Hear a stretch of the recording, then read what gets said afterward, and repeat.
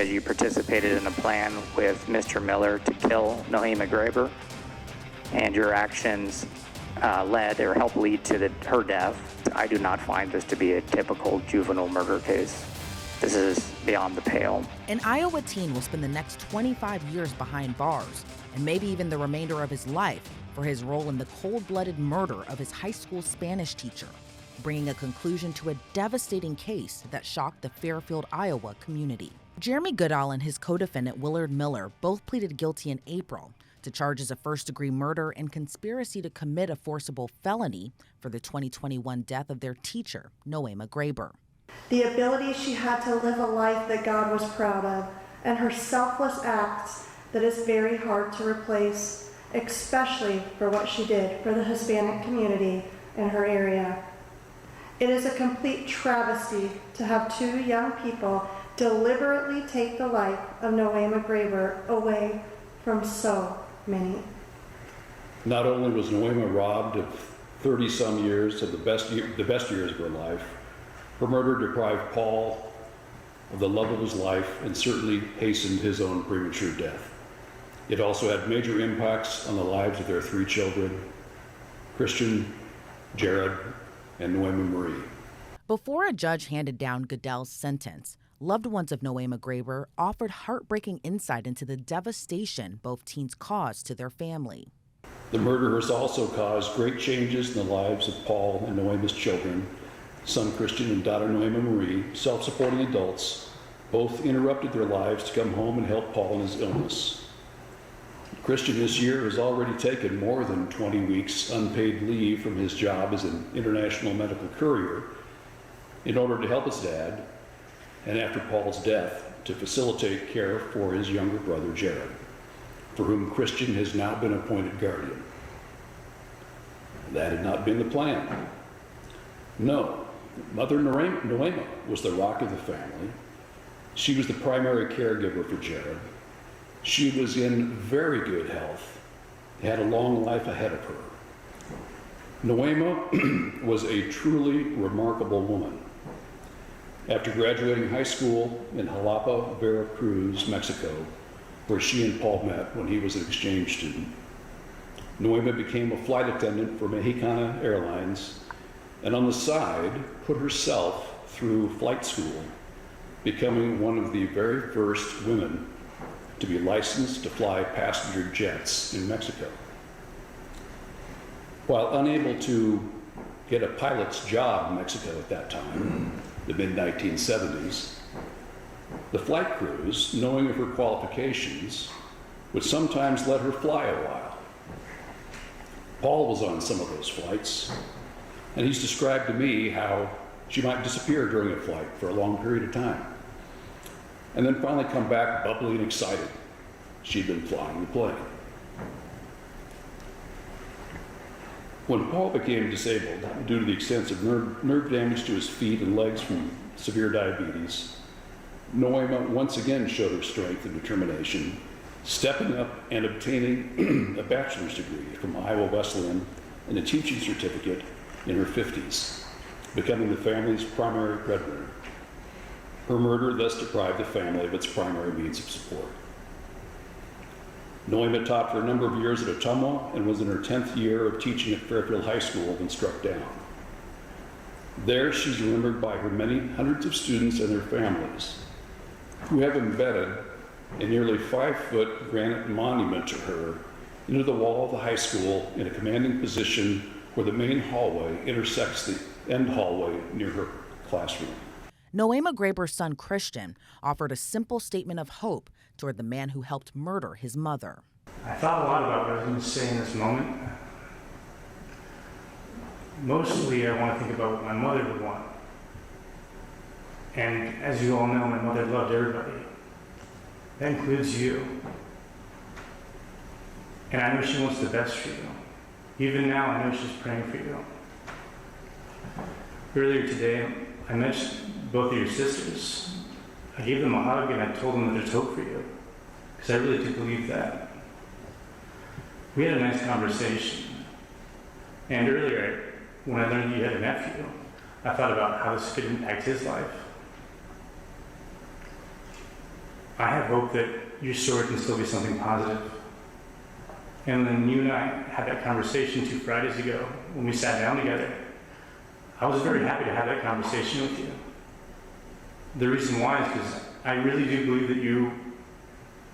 that you feel bad for what you did, and I believe in you, and I do forgive you. So the main focus, in my opinion, is if just moving forward, you do the best you can to be the best man you can be so you can redeem yourself. Because a lot of people don't believe in you. But your family believes in you, your nephew, your sisters, your father, and I believe that you can be a good man. And so the main focus is moving forward is what could be positive from this story. And if you do the best you can to be a good man, just know that everything's going to be okay. Despite both Goodale and Miller being 16 years old when they beat their teacher to death, they were both charged as adults. Prosecutors say the motive of murder stemmed from a poor grade given to Willard Miller in class. Goodale told police Miller asked him for his help in killing his teacher, and he agreed to do it. Both teens confessed to their plot. That consisted of ambushing and beating Graber while she was on her daily walk. An Iowa judge handed down Miller's sentence of 35 years to life back in July. But during Goodale's sentencing hearing, the chilling and heinous circumstances surrounding Graber's death were relived once again. After Graber's death, investigators were able to piece together the puzzle when a former acquaintance of the teens pointed investigators to their social media posts, basically confessing to the crime. What was his pattern of life there on Snapchat? Was he pretty close to the chest with information, or did he talk a lot? He talked a lot. Who did he talk to? With the Snapchat regarding the murder, he talked to both John Burnett. He talked to Ben Bauer, who on Snapchat was Ben Bauer and some numbers. And he talked to Mr. Awesome Dude, which was later determined to be Jack Grohl. And Jack and Ben were gaming buddies of his. Not local? Correct. Would it be fair to state that Jeremy made some sort of a confession over Snapchat to his gaming buddies? Yes. Okay. We've previously reviewed State's Exhibit 128. That's the photograph of what appears to be Mr. Goodale, stating, point of view, you're my Spanish teacher, and this is the last thing you see. Are you familiar with that Snapchat? Yes. How did that develop? It was obtained through the Snapchat search warrant and the results that were provided by Snapchat to us. So these were provided from Snapchat themselves and not from his phone or another means? There were pictures on his phone, too. Investigators say Graber was initially reported missing. Then on November 3rd, 2021, police discovered her body in a park, covered by a tarp and wheelbarrow. During the search of the park, the police were able to, they basically did a grid search. What kind of stood out to them was they saw a red object in the woods, which later turned out to be a wheelbarrow. Once they got close to the wheelbarrow, they could see essentially a shoe, looked like a foot in a shoe underneath a tarp. And this area, you just found Nohema Graber's body in this area because of the grid search, is that correct? That's correct. Not because of anything Jeremy Goodale or Willard Miller informed you of, is that right? That's right. We actually moved down off the railroad tracks past the wheelbarrow, and now you're looking up towards the railroad tracks, and this just kind of represents on how the attempt was made to conceal her with. Now you see the tarp, you see the wheelbarrow, and the railroad tie. Okay, so the tie, the tarp, and the wheelbarrow are all covering or concealing Nohema Graber's body? That's correct. Yeah. Police quickly ruled out any of Graber's loved ones as suspects, but within hours of her body being discovered, more pieces to the puzzle were put together. Was Mr. Graber ruled out as a suspect in this case? Yes. How so? His alibi was confirmed later on. The second thing about Mr. Graber is when we called him back for an interview at the law center, Paul Graber was in a boot. Just the exertion of physically walking from the parking lot to the law center was taxing on him. The terrain of the murder scene, he wouldn't have been able to, either carry Nohema Graber or even walk along that trail in his condition. We'd previously reviewed photographs of the crime scene. It's a relatively steep embankment there. Yes. Pretty rocky. Yes. Mr. Graber physically would have had difficulty navigating that terrain. Yes. Okay.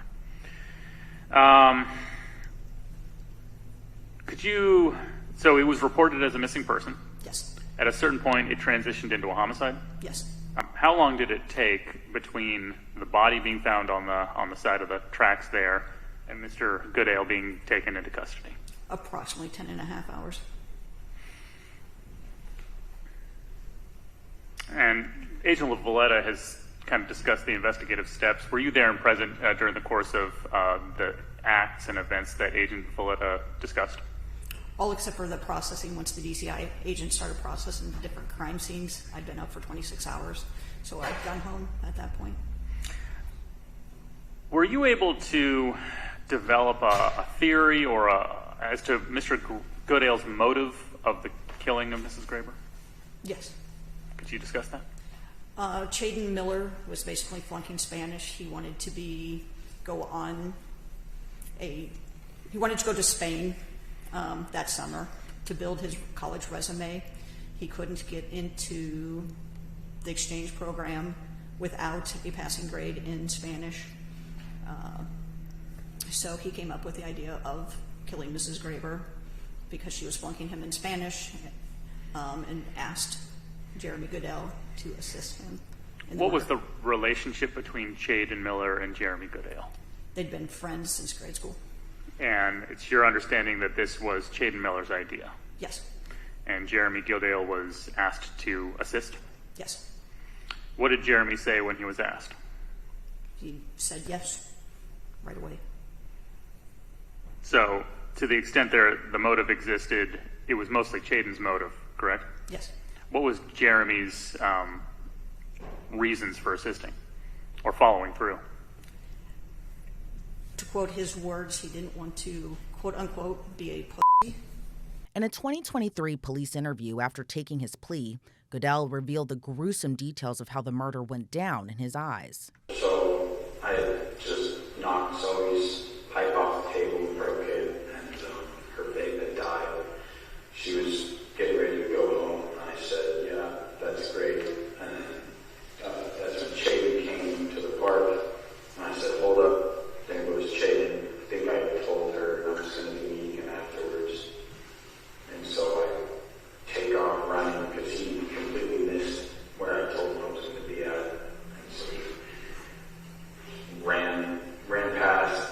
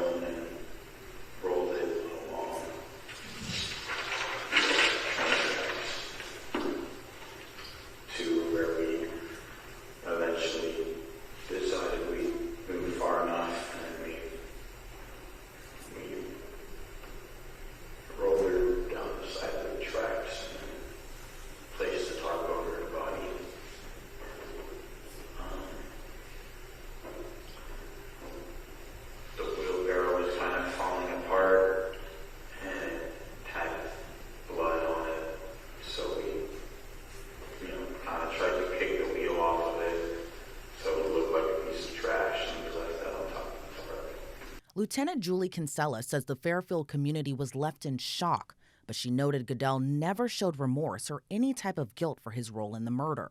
That being the case, did the defendant make any statements or admissions while in the interview room at the Fairfield Police Department? Yes. At one point, he's talking with his sister, Jacqueline. She asked him he's in shock, how he's not freaking out.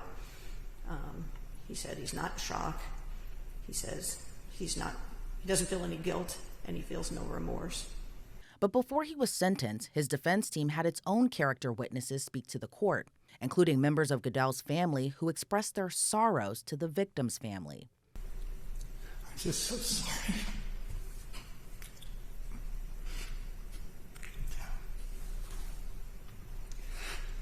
That's all I can get out. The court learned more about Goodale's childhood, offering a glimpse into his life before committing the brutal murder.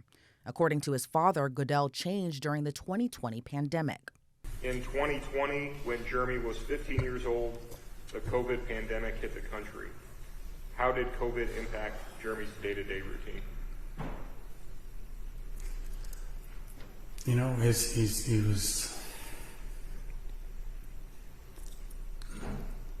you know, his mom kind of abandoned him.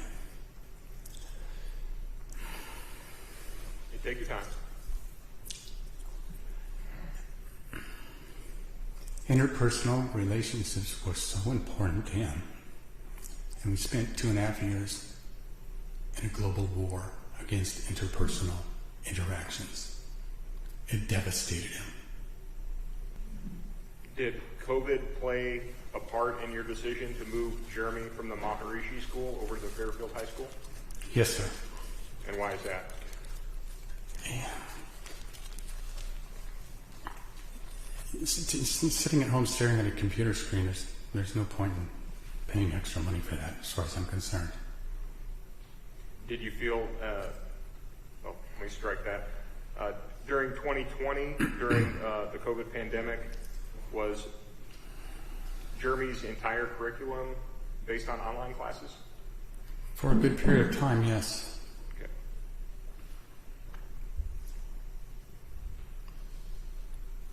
And how was Jeremy performing with his schoolwork when everything was online? Not very well. You know, I was a single parent at that time. I had to go to work. I had to provide for the family, and I was to leave a 14-year-old kid at home by himself.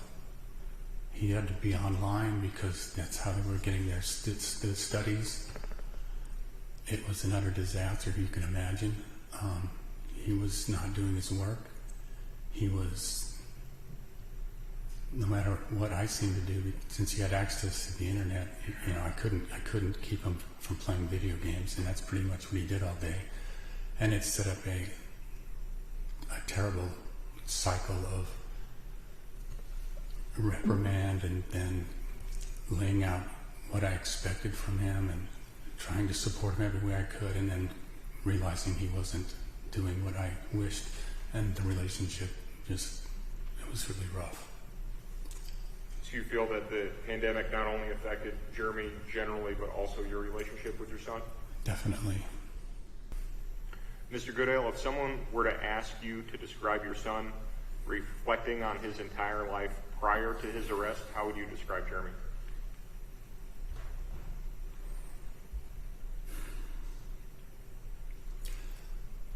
You know, he was troubled, but he was also, you know, highly intelligent. He did extremely well at times. So as a parent, you're hopeful, and you kind of focus on the positives and hope to work toward through the difficulties. Realize that in 2021, the year this horrific crime happened, he was Student of the Month in April.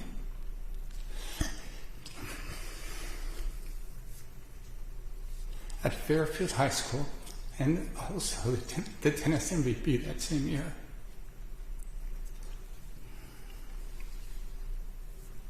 So is it a safe assumption that you thought Jeremy was turning a level or turning a corner with his level of maturity? I was certainly hoping so. Were you concerned about Jeremy's maturity level? Yes, it was very clear to me that he was probably, in terms of emotional and intellectual maturity, he was probably at the bottom of the curve for his age group. When it was Goodale's sister's turn to speak, she recalled taking on the mother figure role in their household throughout her brother's childhood, but got emotional explaining how Goodale was with her own children, calling him a very good uncle. I really enjoyed seeing Jeremy be the older sibling type of person where he would play and take care of my son. They definitely, Jeremy helped me a lot. He babysat Dominic a lot for me too, because I was working a 12-hour night shift weekend package in Davenport and commuting back and forth to Davenport and Fairfield. So every Monday, he would definitely help.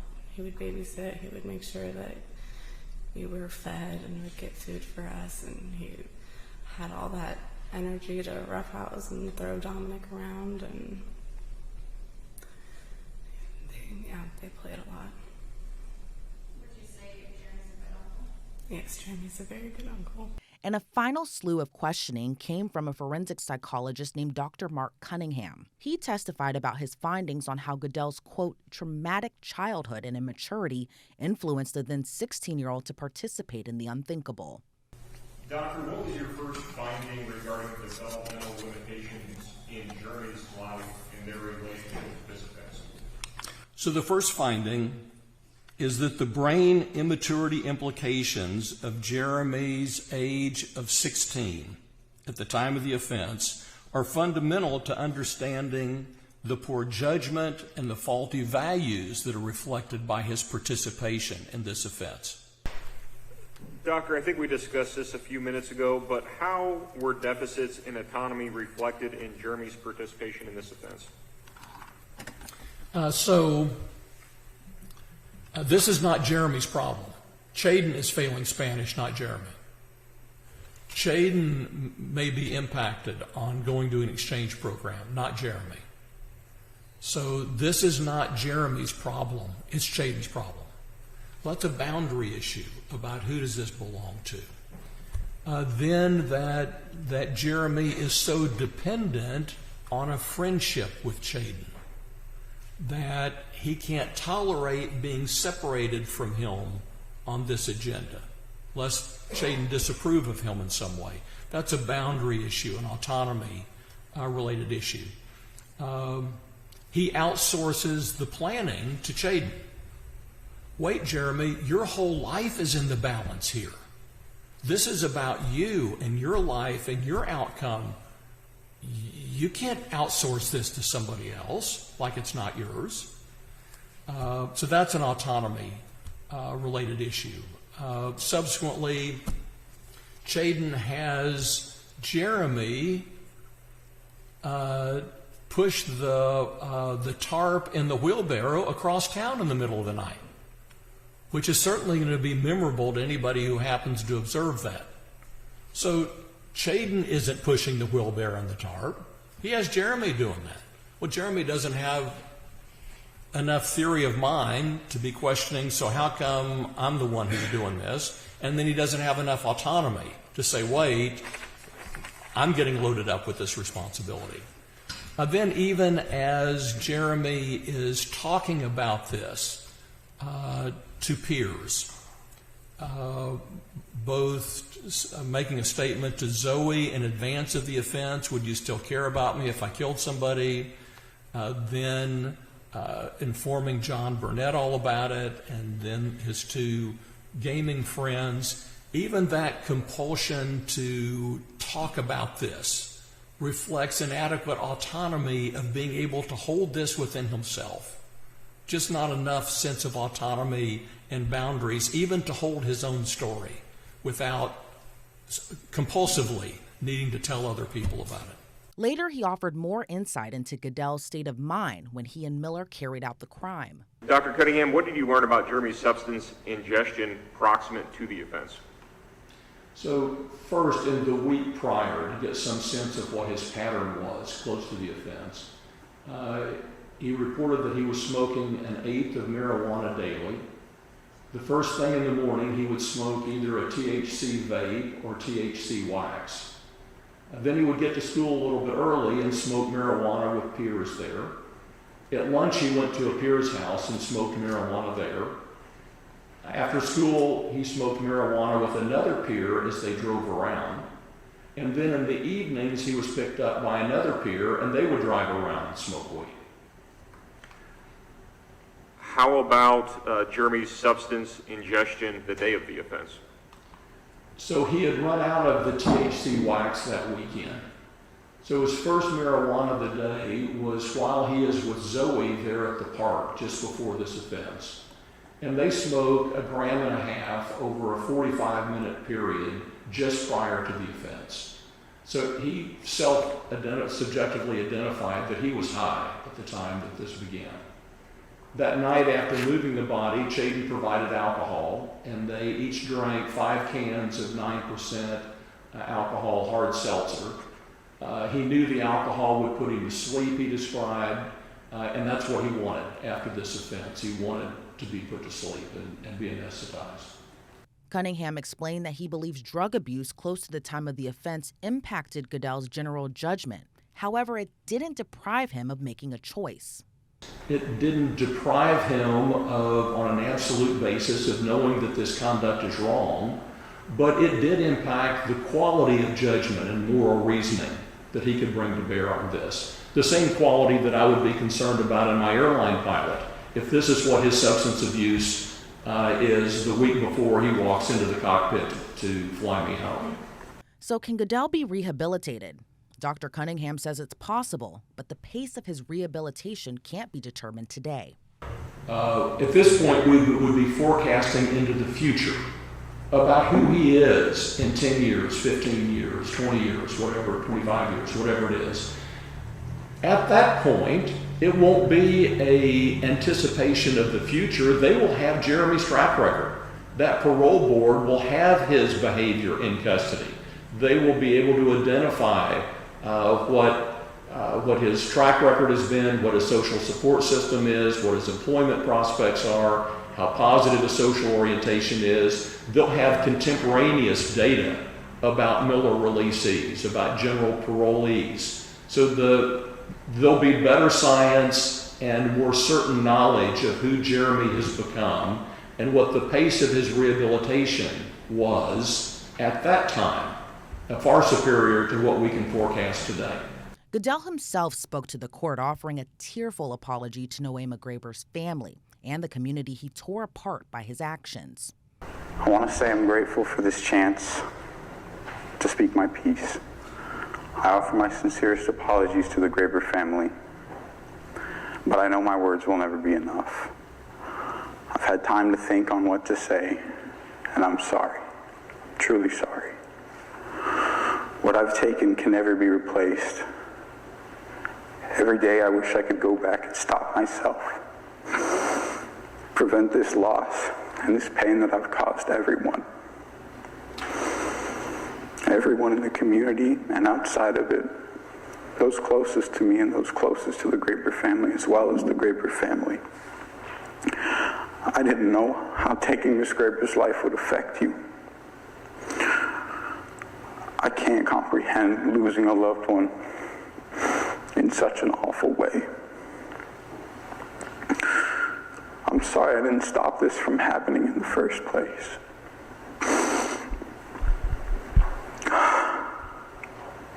I'm understanding now that Miss Graber meant so much to so many people. She was a support to the community and those close to her.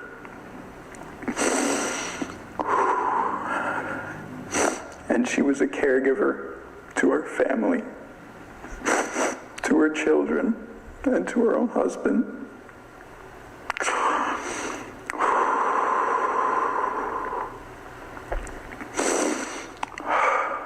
so sorry. To Mrs. Graber's friends and the members of her church, I'm truly sorry for what I've taken from you. I never stopped to consider the community. To everyone at Fairfield High School who felt unsafe, those who were scared, those who lost hope, I'm sorry for what I've done.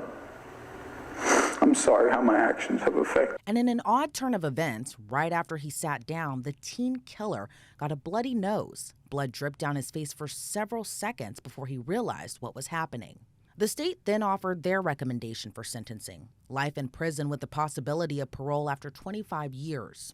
Jeremy was approached by Chaden Miller 2 weeks prior to Mrs. Graber's killing. He agreed to help Chaden kill his teacher. It's not clear the level of planning and coordination that took place in the ensuing 2 weeks. But the day before her death, on November 1st, he agreed to meet up with Chaden. He did stalk Mrs. Graber along with Chaden to the scene of the crime, casing it. And in fact, I think he testified that at the top of the hill, they did bump into Mrs. Graber and did say hello. He didn't call off the act at that point. And he didn't call off the act when he was sitting with Zoe Fentel at the park in the 45 minutes leading up to Chaden arriving. It's unclear what the defendant's mental state was. However, there were so many opportunities for him to change his mind. Following the brutal conduct of the defendant and co-defendant in the killing of Mrs. Graber, Mr. Goodale made some serious considerations. He agreed to proffer evidence against the co-defendant in this case. He agreed to testify against him, and he took full accountability, and he pled guilty to the first-degree premeditated murder of Nohema Graber, and that is worthy of some consideration. Meanwhile, the defense asked the court to defer Goodale's sentencing to the Board of Parole and not set a minimum. Based on all of that, we're asking, again, for the court to recognize that Jeremy Goodale is receiving the maximum punishment as provided by law, life in prison. All we are asking for is the court not to make the premature decision now as to when it will be appropriate for him to be released. The Board of Parole is in that position. If Mr. Goodale is not adequately rehabilitated, as again our sentencing memorandum indicates, the Board of Parole will make the right decision. The judge gave the last and some harsh words to Goodale before handing down his sentence. You pled guilty to first-degree murder and acknowledged your actions. While you certainly have the right to exercise your constitutional rights to trial, to a jury, in a different place, like Mr. Miller, by pleading guilty, you spared the defendant's family, witnesses, and community a traumatic trial. And while these Miller sentencings itself are emotionally draining for all involved, and I doubt either Supreme Court's spent much time thinking about that toll before ordering us to do hundreds of these hearings. The U.S. Supreme Court requires them. You're entitled to it. And I certainly am required to do my job, and your attorneys have done their job very well in presenting evidence. Regarding the severity of the offense, which is factor H, including any of the following: the commission of the murder while participating in another felony, a number of victims, and the heinous, brutal, cruel matter of murder, including whether the murder was the result of torture. I've mentioned the offense is heinous, unusually heinous and cruel, by stalking Miss Graber and repeatedly hitting her with a bat. Again, I'm required to find that aggravating. And you have expressed genuine remorse that I did not see from your co-defendant. And this factor and the capacity to appreciate the criminality of your conduct, I think, is a mitigating factor. You stated that you never thought about the consequences. And I believe you when you say that, when you agreed to help Willard Miller kill Miss Nohema Graber.